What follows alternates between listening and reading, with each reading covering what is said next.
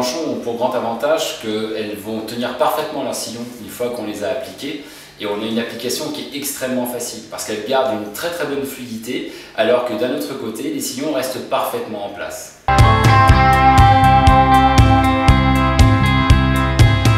Le temps ouvert est un temps qui est, je dirais, parfaitement adéquat parce qu'on a le temps.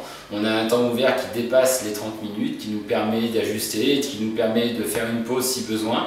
Et donc, on a un temps ouvert qui est très pratique. Ensuite, un temps fermé traditionnel qui permet d'avoir une prise rapide, de pouvoir rapidement derrière, éventuellement si besoin, faire le ponçage et la finition du parquet.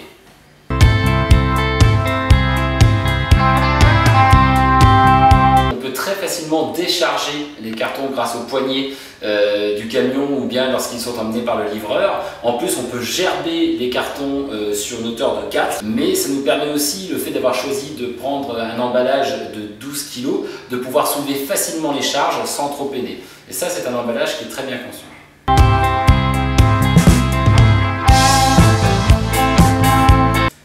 Qu'est-ce que je pense de l'odeur de la colle? Encore faudrait-il qu'il y en ait une. Donc je ne peux pas vous dire ce que j'en pense, ça sent pas la vanille mais ça ne se sent pas, on n'a pas d'odeur. Donc c'est très agréable à appliquer. En fait, elle est vraiment parfaitement fluide, donc elle se spatule très facilement tout en ayant une parfaite tenue des sillons. C'est tout ce qu'on demande à une bonne colle aujourd'hui, c'est clair.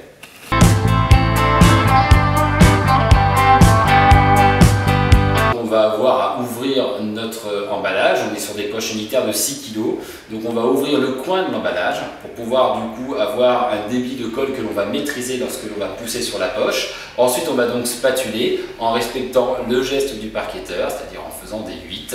On va la spatule qui va réguler la quantité de colle nécessaire.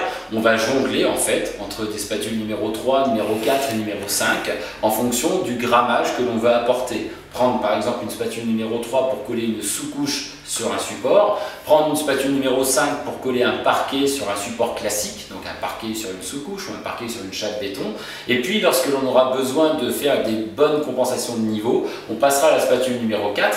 Alors oui, avec une consommation un petit peu supérieure, bien sûr, on viendra un peu plus dans les 1,1-1,2 kg au mètre carré, mais grâce à la parfaite tenue des sillons de cette colle, on va pouvoir compenser jusqu'à 5 mm sous la règle des 2 mètres.